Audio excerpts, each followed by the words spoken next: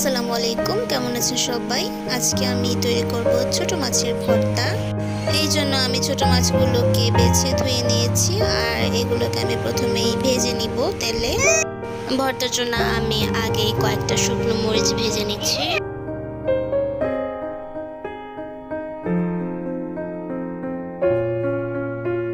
শুকনো মরিচটা ভাজা হয়ে গেলে আমি এটাকে উঠিয়ে রাখছি। আর যে মাছগুলো আমি ভাজবো সেগুলোকে আমি একটু লবণ আর হলুদ দিয়ে মাখিয়ে রেখেছিলাম, তো সেটা আমি এখন তেলে দিয়ে দিলাম। মাছটাকে আমি একটু কড়কড়া করে ভেজে নিব।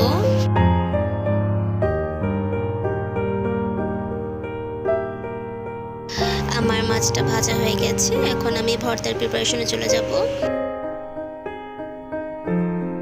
আমি একটা পেঁয়াজ কুচি করে নিয়েছি, সাথে ধনিয়া পাতাও একটু কুচি করে নিয়েছি।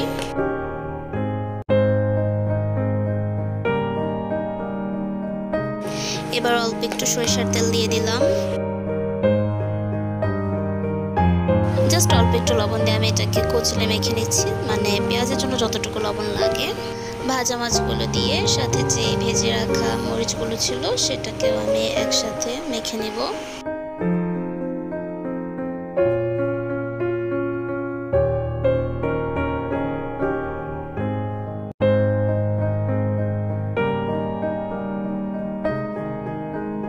এই তো আমার ভর্তাটা রেডি। ভিডিওটি ভালো লাগলে অবশ্যই লাইক, কমেন্টস এবং শেয়ার করবেন। আল্লাহ হাফেজ।